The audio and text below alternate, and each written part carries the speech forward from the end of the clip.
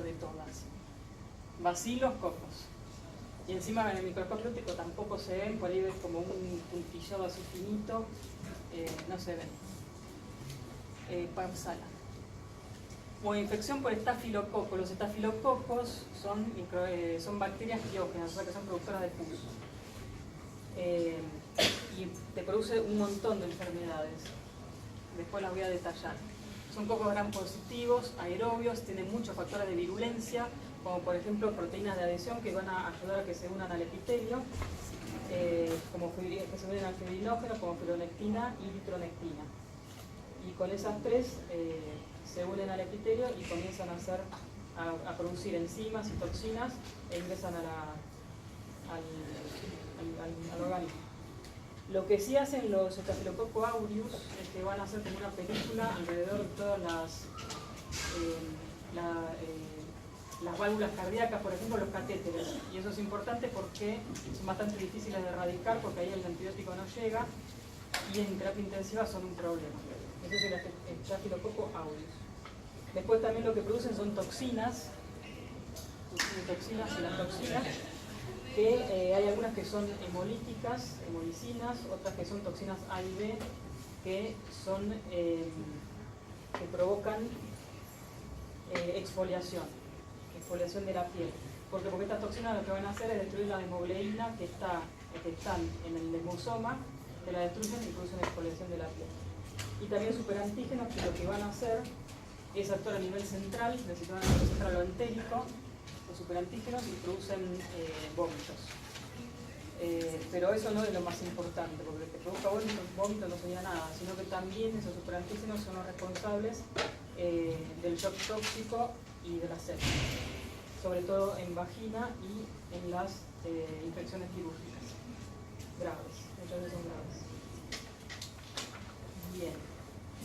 Bueno, Staphylo aureus, ¿qué va a hacer? Es una inflamación piógena, te produce una inflamación piógena localizada en los tejidos. Y te produce faringitis, erisipela, antrax, obviamente faringoamigdalitis también, síndrome de la piel escaldada, y todas esas cosas, impétigo. Y voy a explicar algunas poquitas nada más. A ver, la próxima. O síndrome de shock tóxico, infecciones respiratorias, lógicamente, osteomielitis, uno de los responsables de la osteomielitis, me había olvidado. Las infecciones cutáneas, que produce abscesos, forúnculos, carbunco, impétigo, que infecta heridas, intoxicaciones alimentarias, sobre todo en las cremas y todo eso, y endocarditis. Y ahora vamos a explicar unas poquitas, a ver, pasa. El forúnculo es la infección por el Staphylococcus aureus de un solo folículo piloso, a diferencia del anthrax. Y es más o menos superficial. El anthrax es un poco más profundo y cuando sale resuma por un montón de lugares, parece un colador. Y se da en el cuello y en la espalda. Ese es el anthrax. Los forúnculos empiezan a producir un absceso y cuando salen a la superficie se rompe y ahí drenan y se terminó. En general son recidivantes los forúnculos. Bueno, también producen hidradenitis, la inflamación de las glándulas de las axilas. Pasan. El síndrome de la piel escaldada que se da en niñitos, neonatos o bebés que están infectados por el Streptococcus aureus en la nasofaringe, y lo que te va a producir son ampollas que se rompen a nivel de la capa granulosa y parecen grandes quemados, y encima el chico después se puede sobreinfectar. Ese es el síndrome de la piel escaldada o síndrome de Ritter. Y el otro que produce es el impétigo, que también lo produce el estafilococo, pero el estreptococo, perdón, son lesiones un poco más superficiales, son ampollas superficiales, que cuando se rompan dejan una costra con un líquido ceroso, que lo llama costra mielicémica, y se da en adultos con algunas alteraciones de la inmunidad y en niños sanos. Y es muy contagiosa, el impétigo. Se da en la parte orofaringe y en la cara, en los dedos. Bla, bla, bla. Hacemos otro tema. El otro. Bueno, el estreptococo. Otra vez cocos gram positivos, hay varios subgrupos, el A, B y el viridans. produce múltiples factores de virulencia, al igual que el estafilococo, por ejemplo, factores de adhesión, también produce toxinas, enzimas, tiene moléculas, tienen polisacáridos en la pared que va a determinar el tipo de estreptococo que es. Y lo que es importante, son muy apiógenos, no destruyen tanto los tejidos que como el estafilococo que vimos recién. Lo que es importante es que produce síndromes post-infecciosos, por eso es importante combatirlos. Y los chicos que tienen infecciones nasofaringeas se les hace un hisopado, se busca qué es, y si es alguno de estos se combate, igual siempre se combate. ¿Por qué? Porque los síndromes post-infecciosos son la glomerulonefritis post-estreptocóxica y la fiebre reumática, que no tiene consecuencias muy buenas. Por ejemplo, estos estreptococos son el Piógenes, el Agalactiae y el Pneumoniae. Así, para hacerlo simple, tenemos el estreptococo Piógenes, que es el grupo A, que es el que te va a producir la mayoría de todas las infecciones, faringoamigdalitis, te produce la escarlatina, te produce shock, también te puede producir, séptico. El Agalactiae, en rasgos generales, está siempre en el aparato genital femenino, que es el que se busca cuando la mujer está embarazada, para combatirlo si es que lo tiene, porque si nace el bebé por ahí, se puede infectar y hacer un shock tóxico, y hacer una sepsis, y se muere el neonato. El Agalactiae, aparato genital femenino. El Piógenes, todos los demás. El Pneumoniae, bueno, te produce neumonía aguda de la comunidad, te produce también meningitis en adultos sanos y niños. Y el Viridans, que es el que está en la cavidad bucal, que es un saprófito de la boca. Cuando te cepillas los dientes, además una bacteriemia que la combate sola el organismo, y también cuando vas al odontólogo te lo combaten. ¿Vieron cuando van al odontólogo que se van a hacer una extracción o algo que le dan antibióticos antes? Bueno, es para con las personas que son, y este es el que te produce endocardititis infecciosa. Streptococo viridans, endocardititis infecciosa. Las personas que son predispuestas le dan un antibiótico un poco más tiempo de antibiótico para evitar una infección y que empiecen con una endocarditis. ¿Cuánta gente se salva más o menos en estimación Todas de la endocarditis? Qué sé yo, no es muy frecuente la endocarditis. No, pero es bastante... ¿Es frecuente? No, digo, es bastante letal, creo. Te digo la verdad, no sé, pero... No, lo que tiene que ser, tiene muchos, lo que te va a hacer la endocarditis es primero que puede terminar con una fiebre reumática, que eso te deja muchas secuelas. Y después que te puede hacer émbolos con bacterias y te puede hacer microinfartos en un montón de lugares. La endocarditis es un capítulo bastante más grande, pero sinceramente no lo recuerdo. Otra, a ver, pásamela.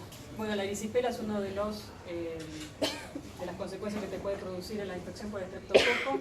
Es una infección superficial, puede llegar al epitelio, al tejido celular subcutáneo. Se da en la cara, en ala de mariposa, bien localizado. Lo que vamos a ver, si se le hacen una biopsia, es un infiltrado inflamatorio neutrofílico con edema, no mucho más. Y también puede estar en miembros inferiores. Otro,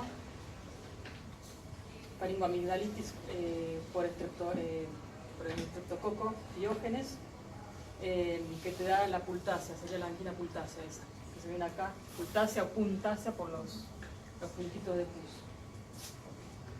¿Y cuál más? ¿Hay alguna más? La escarlatina creo que es. La escarlatina, que te la produce las toxinas del estreptococo, las que son hemolíticas. Comienza con una infección faringoamigdalar, después tenés un exantema en todo el cuerpo que cuando está resolviéndose te queda con una descamación pulverulenta. Y lo que es característico que tenés la lengua en fresa, se le llama lengua en fresa, que la tenés muy hemática y te deja toda la superficie bucal blanca.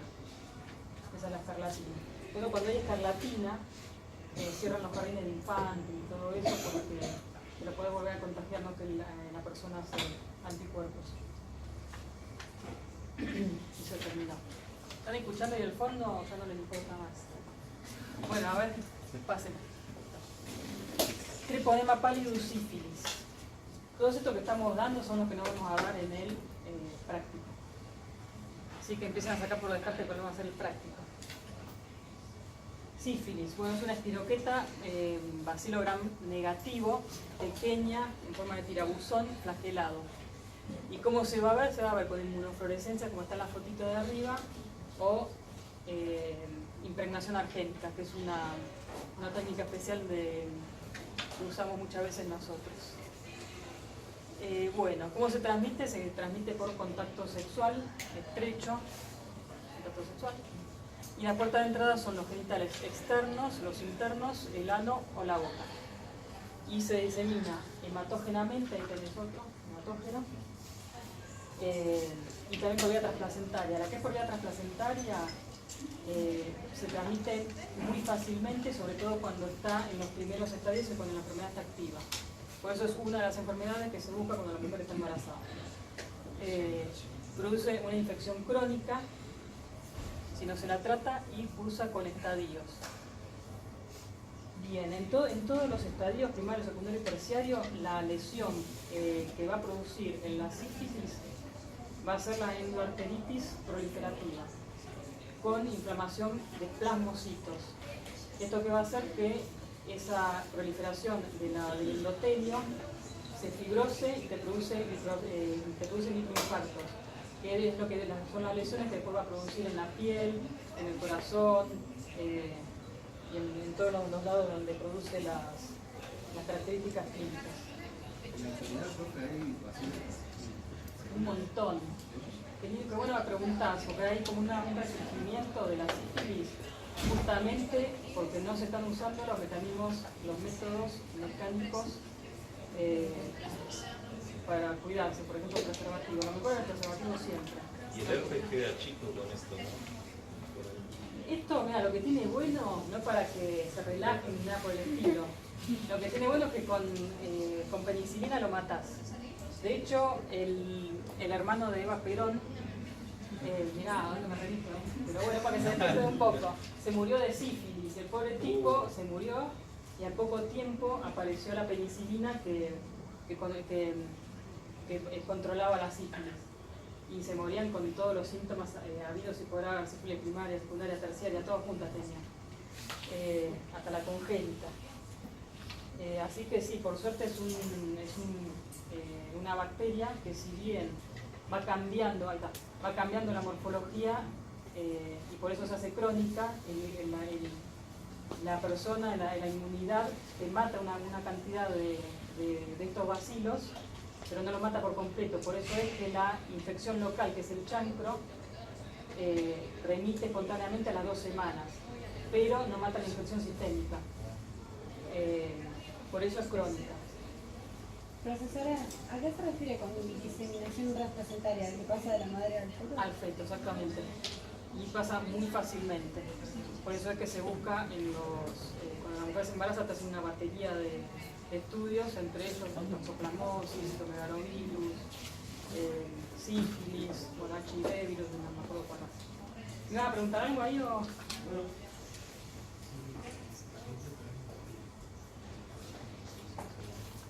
¿Qué? No escucho. Sí.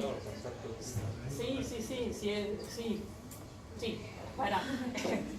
Nos contaba un profesor de dermatología, ya hace rato que hay un aumento de la sífilis.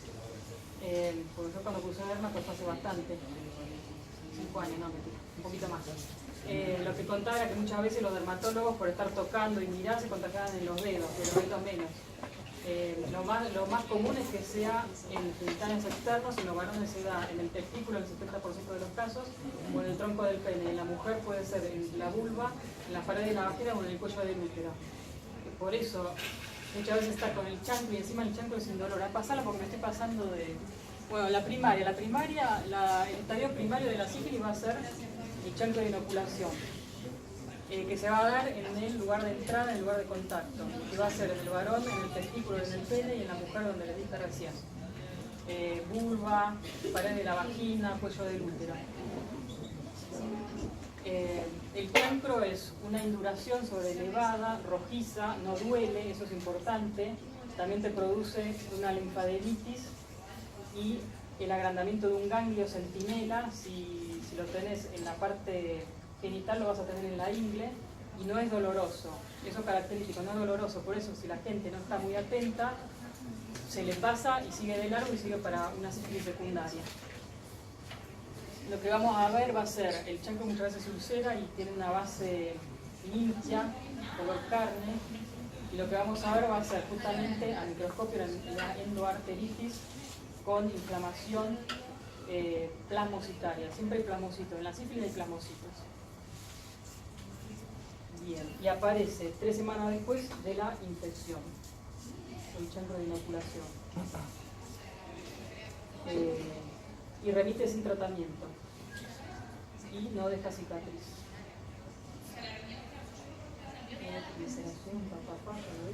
Bueno, la secundaria. La secundaria, ¿qué va a pasar? Una vez que se curó el chancro de inoculación, pasa por vía sistémica hematógena y todos esos treponemas se van a ir a todas partes. ¿Dónde se van a ir? A la piel.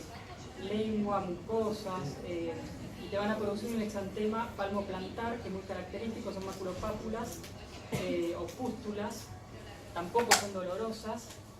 En la lengua se te va a depapilar y van a producir como si fueran unas areolas. En los lugares donde tiene pelo también se ven areolas y también remite. ¿El exantema es contagioso? Si tiene treponemas, sí. En general, las lesiones que son contagiosas son las que están húmedas. No sé quién me lo dijo. Bien. Perfecto. Esas son las que están húmedas y las que tienen muchos treponemas. El chancro a la cabeza. Y el exantema también puede ser. Si ese exantema se da a nivel de las ingles, en lugares húmedos, se llama condiloma plano. Y bueno, y el estadio terciario puede cursar con de tres formas, que puede ser la neurosífilis, que me va a producir la meningovascular, la tabes dorsal o la paresia general, la ortitis, que no es más que la endoarteritis, que va a producirse en la aorta, se fibrosa, se ensancha y te va a producir alteración de las válvulas cardíacas. Y también produce aneurismas. Insuficiencia aórtica, porque lo expliqué recién. Acuérdense que la aorta está irrigada por un montón de vasitos. Cuando son los grandes vasos se irrigan por los vasitos. Esos vasitos tienen endoarteritis sifilítica. Y lo que se le llama sífilis benigna serían los gomas, que no son más que la infección en partes blandas, hueso, vías aéreas superiores, y no es más que un área necrótica con un coágulo que están rodeados por fibroblastos y una cápsula fibrosa. Esos son los gomas. ¿Qué pasa? En el estadio secundario, un 1 o 2% pueden ir directamente a la sífilis terciaria asintomática. Esos son los que tienen el peor pronóstico. Pero la mayoría van a la terciaria y muchas veces van a la benigna. Ya a esta altura, no sé, por suerte no se ven la sífilis terciaria.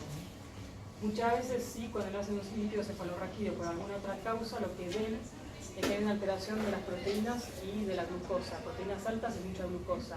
Y hay que tener cuidado porque es propio de la sífilis terciaria asintomática, la alteración del líquido cefalorraquídeo a nivel serológico. Y la sífilis congénita, que se da por, obviamente, transmisión transplacentaria cuando la infección está activa. En una sífilis terciaria no se va a producir una transmisión transplacentaria, sí en la primaria y en la secundaria, cuando hay mucha cantidad de treponemas. Y tenés el 25% se va a producir aborto tardío o mortinato. Después tenemos la del lactante, que son los primeros 2 años, que en eso vamos a tener. El niño directamente nace muchas veces con el exantema palmoplantar, con erosiones en la orofaringe, con osteocondritis, con periostitis, y muchas veces también te produce fibrosis hepática y pulmonar. O sea, nace con un montón de secuelas ya el chico. La periostitis y la periostitis lo que te va a producir es la nariz en silla de montar, que es bien característica de la sífilis congénita. Por ahí hay alguna gente grande que se ven con sífilis congénita, que ven la nariz en silla de montar, significa que está como huecada. Es decir, como la nariz de los boxeadores. y la peritonitis. Y la infantil, ahí vamos a ver la triada de Hutchinson, que es una triada que es queratitis intersticial en el ojo, los dientes de Hutchinson, que después hay una fotito, y la sordera del octavo par craneal. Y esa es la sífilis congénita tardía. Ahora empezamos a pasar porque me la pasé hablando, y bueno, acá teníamos 3 semanas posterior al contacto, el chancro de inoculación, que cura de 3 a 6 semanas, con o sin tratamiento por el mismo sistema inmune, que lo que hace es combatir los treponemas, pero no lo puede hacer completamente. Entonces desaparece la lesión local, pero queda la sistémica.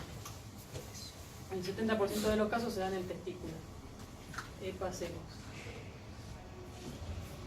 La sífilis en estadio secundario se da 2 a 10 semanas después del chancro de inoculación, o sea, después que se pescó el chancro aparece esta. Y se disemina en piel mucosa, como dije recién, y te da un exantema palmoplantar, el condiloma plano y linfadenopatías, que no son dolorosas. A ver, ahí tenemos el exantema palmoplantar, también borroneada la foto, pero lo que se ve es acá, esas areolitas, que también se va a ver en la lengua y en toda la parte donde tenés pelo. A ver la otra. Condiloma plano en la vulva. No hay que confundirse con, porque esto le pasó a la hermana de una amiga mía, digo, tranquilízate que no es con el condiloma acuminado. Eso te lo produce el HPV de bajo riesgo. No se asusten, porque en general va a ser eso. El condiloma acuminado lo que te produce también es una exuberancia de la piel a ese nivel. Y se pegan unos sustos bárbaros. Pero bueno, en general no es nada. Se extirpa y ya está, o te dan una crema. A ver, pasa. La sífilis terciaria, después de los 5 años o más de haber tenido sífilis, y se produce en un tercio de los pacientes no tratados. Y como había dicho recién, te da, puede ser de forma cardiovascular, neurosífilis o gomas. La otra, un goma del sistema nervioso central, más raro que perro verde, pero bueno, se ve así, porque supuestamente es benigna. Pero bueno, si está en el cerebro, no hay nada benigno en el cerebro. Pasemos. Y los dientes de Hutchinson, que se dan en la sífilis tardía, que son como esos dientes que están mechados. ¿Cómo es Hutchinson? Hutchinson, a ver. Está todo en el robo. Y no escriban mucho porque es perder tiempo. Yo voy a tratar de hacer yo las preguntas de esto para el parcial. Y calculo que no voy a preguntar mucho de las patologías en particular, porque eso ustedes después lo ven en infectología y lo ven en microbiología. Entonces que es como, ya la materia es larga y encima uno lo molesta con esto, no me parece. Voy a tratar de hacer preguntas de la primera parte, que es bastante amena y no es bastante fácil. Ahora, si después me la cambian, no soy responsable. Así que no me echen la culpa, por favor. Yo les dije que le iba a tirar una soda. Bien. Bueno, las infecciones fúngicas están producidas por microorganismos eucariotas que tienen pared celular, que le da la forma. A los hongos pueden ser hongos con hifas, con pseudohifas, o pueden ser en forma de levaduras, que son células únicas que están aisladas o pueden dar juntas, como por ejemplo la cándida. ¿Cómo se dividen las infecciones fúngicas en micosis? Superficiales, que son las que van a producir infecciones cutáneas de pelo de las uñas, las micosis subcutáneas, que son las que se dan obviamente en las infecciones celulares subcutáneas, que raramente diseminan y son benignas, las endémicas que se dan por los hongos dimórficos. Los hongos dimórficos son, ¿ya tienen microbiología ustedes? ¿Se están por empezar? Sí. A mitad del año empiezan. Pero hongos es al final. Bien, bueno, entonces hongos dimórficos son los hongos que tienen dos formas. La forma, claro, la que está a temperatura ambiente como levadura y la que está a temperatura, la temperatura a 37 grados son levaduras y a temperatura ambiente son plagas. Y esos son los que producen las enfermedades endémicas. Y las oportunistas son las que pueden ser, por ejemplo, la cándida, que es un comensal, y en personas inmunodeprimidas se diseminan y te producen una enfermedad. piel. ¿Qué cosa es oportunidad? Fácil. O la cándida. La cándida es un comensal benigno que se encuentra, como ya dije anteriormente, puede estar en la piel, en vagina, en orofaringe, pero como es un microorganismo, que es un hongo que está junto con un montón de otra flora, está en equilibrio con el huésped. Pero ¿qué pasa? Muchas veces cuando la inmunidad del huésped disminuye, puede provocar enfermedad. De hecho, son los casos más frecuentes de infección benigna en los humanos, la cándida. Y produce muchas lesiones. Ahora voy a pasar a enumerar algunas. Pásame, a ver. Bueno, los factores de virulencia van a ser adhesinas, fibronectina, adhesinas que se van a unir al fibrinógeno, que me van a hacer que el hongo se pueda unir al epitelio, como siempre. Produce enzimas, sobre todo catalasa. El mecanismo para destruir a la cándida y también a las perfiles, que es el próximo que voy a dar, son los neutrófilos y los macrófagos, y los linfocitos T helper. Y los macrófagos lo que hacen es producir especie reactiva de oxígeno y lo matan por especie reactiva de oxígeno. Entonces lo que hace la cándida es producir enzimas que van a bloquear las especies reactivas de oxígeno. Eso se da en un organismo que está con las defensas disminuidas. Y la enzima que se llama catalasa. Y también produce biopelículas que se van a unir a prótesis, a los catéteres y a los catéteres endovenosos. Esto también es un problema en terapia intensiva porque son difíciles de combatir.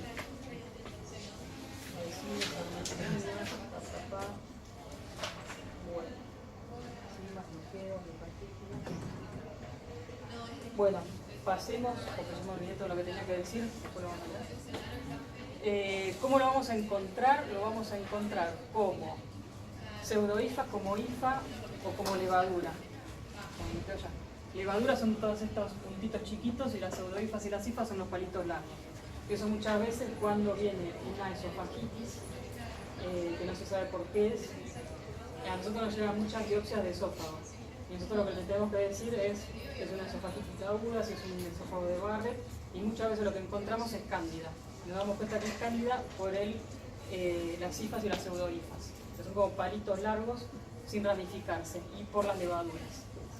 Y se ve mejor con ácido periódicos chicos. ¿Qué me va a producir? A ver, pasame. Me va a producir el muguete en los niños, que es como una película blanca, se llama cándida porque es como si fuera un blanquito, lindo, suavecito, por eso se llama cándida.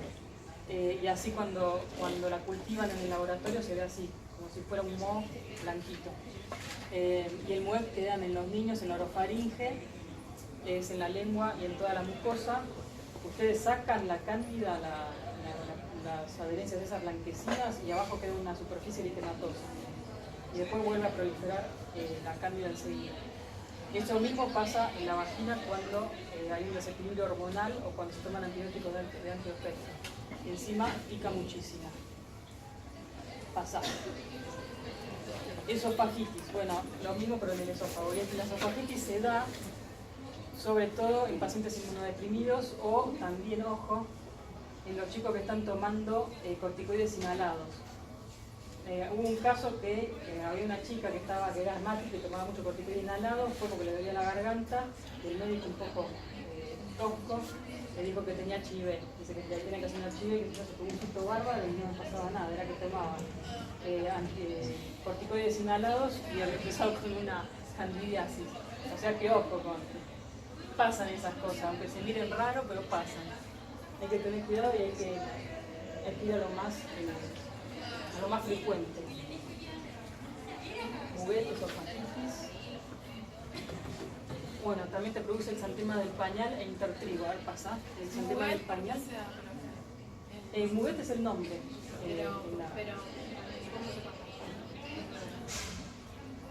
Y son bebés que tienen inmunodepresión y muchas veces que están malnutridos. No se dan todos los niños. Yo lo he visto en el hospital de niños, en los nenitos que están internados, muchas veces que les falta la leche materna, el contacto con personas, se ven ahí. exantema de pañal. Aunque no parezca, el contacto con gente en los bebés es importantísimo. Aumenta la defensa. Exantema de pañal, que es un lugar húmedo y oscuro, tapado, bueno, pasemos. Y el intertrigo que se da en los pliegues submamarios y en personas obesas en los pliegues. Esas son todas las... Y bueno, otras enfermedades que leanlas. Pasemos. Aspergillus. El Aspergillus está en absolutamente todos lados.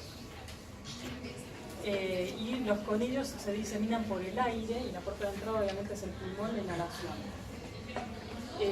Y da alergias en individuos sanos.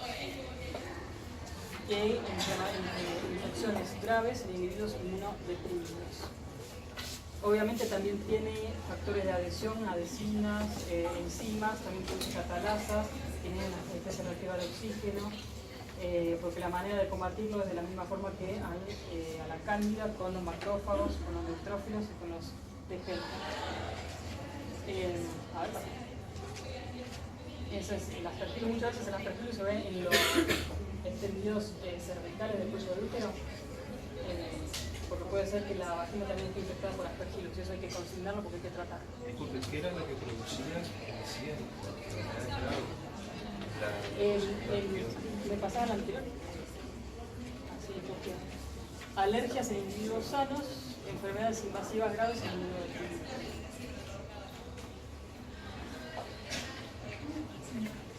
Esto, dos palabras, yo realmente no creo que tomemos nada. Después lo van a ver mucho más en infectología, en clínica, en micro. Bueno, hay otras cosas que tienen el aspergillus, que es bastante característico, que son las aflatoxinas, que son toxinas que van a proliferar en el aguacate. Que nunca me acuerdo que es el aguacate. Cacahuate. Los maní. El maní, es el maní. Cacahuate, la palta, cacahuate y maní. No sé nunca, no acuerdo. Bueno, y en el maní prolifera la aflatoxina y en ciertas poblaciones en África puede ser cancerígena la aflatoxina. Y también produce, bueno, obviamente en personas sanas produce alergia. Pasamos. Me encanta. Aflatoxina tenemos factores de virulencia, adhesinas, antioxidantes, enzimas de toxina de aflatoxina, que ya las hablé. Pasamos. Y lo que las dos cosas que va a producir bien características son el aspergiloma, que se da en personas sanas, pero que han tenido alguna enfermedad subyacente, como por ejemplo una TBC que se curó o una bronquiectasia. Las bronquiectasias son como abscesos en el pulmón que una vez que se curan queda el hueco.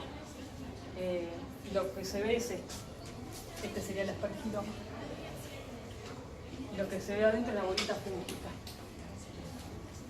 Se inhala y empiezan a proliferar ahí en ese ambiente húmedo, calentito, y lo que vas a ver es la bola fúngica. ¿Y eso qué forma tiene? ¿Qué luz? No, es como una sustancia, han aparecido aspergilomas en el hospital, directamente le sacan el pedacito y lo mandan. No, es como una área necrótica, blanca, medio... No quiero decir gaseosa porque parece PVC, pero parece eso. Y después cuando lo cortamos bien, cuando lo vemos en el vídeo, está lo lleno así de aspergillus. La otra es la aspergilosis invasiva, que se da en las personas inmunodeprimidas, que se van a diseminar hematógenamente hacia absolutamente todos lados. Y el tejido que cortamos vamos a ver esto, que no se ve muy bien, yo no lo veo bien. La característica que tiene el aspergillus es que las hifas se van a dividir a 45 grados. Y eso, si el ojo está muy entrenado, puede decir que si se divide las hifas a 45 grados es un aspergillus. Y si es todo derechita, puede decir que es una cándida. Igual yo no me la puedo ni pues yo se la muestro a alguien y le digo, che, ¿te parece? O sea que las hifas en el aspergillus es el músculo agudo. Muchas veces se ve bien, otras veces no. Si le ve la cabecita del aspergiloma, como habíamos visto en la fotito anterior, ya decís que es un aspergiloma, pero si no, tiene que ser un poco más cauto. Igualmente, el tratamiento para los tumores es todo lo mismo. Hay 2 o 3 y no varía. Pero bueno, terminé. Perfecto, sí. Estuvo muy rápido, ¿cuánto tardé? Un hermoso tema. Eché una hora casi. Bueno, no estudien más de lo que acabo de dar porque es un tema bastante tedioso y que no corresponde a la materia. Esto es más como para orientarse. Sí, yo las preguntas